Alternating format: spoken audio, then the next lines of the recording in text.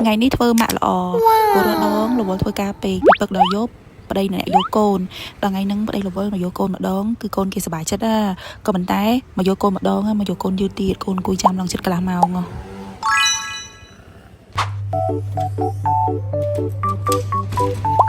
lỡ côn chân pi côn chân buôn ban mà chụp kia hái song khăn lại trên đây ở côn chân buôn môn sần con côn là năm kia gặp lại rồi hello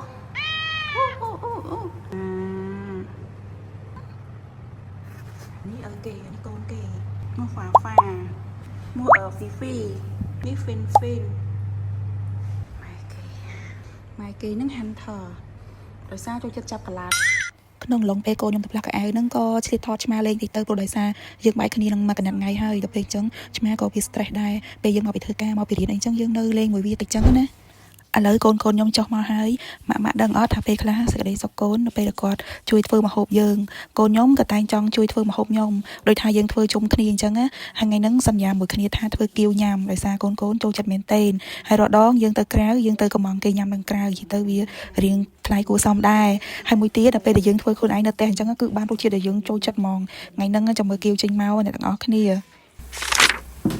នេះកូននិយាយថាម៉ាក់វាស្គាល់ណាធ្វើគៀវឯងឥឡូវតើអង្គុយមើលវីដេអូនឹងឯងគេចង់ធ្វើគៀវខ្លាំងណានិយាយដល់ស្មោះត្រង់ទៅមុនចាប់ដើមធ្វើគៀវហ្នឹងគឺខ្ញុំមើល YouTube សារចុះសារឡើង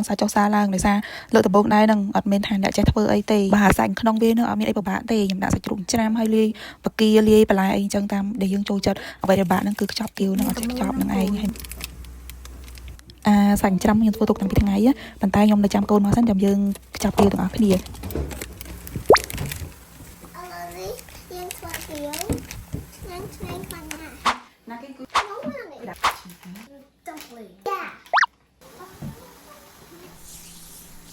កន្លែងសบายជាងគេគឺកន្លែងខ្ចប់គៀវនឹងឯងអញ្ចឹងយើងខ្ចប់គៀវបដានិយាយគ្នាលេងបដាដូចថានៅសាលាថ្ងៃនេះមិនខ្លាណាយីណូស្រីណុតនឹងមានមកភ័ក្រឈ្មោះតែពីរ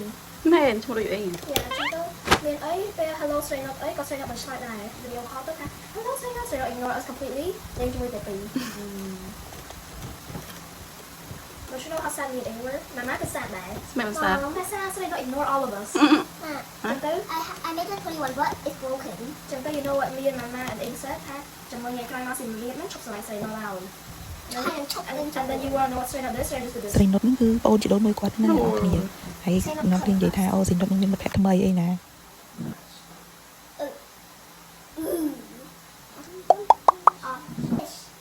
អូយ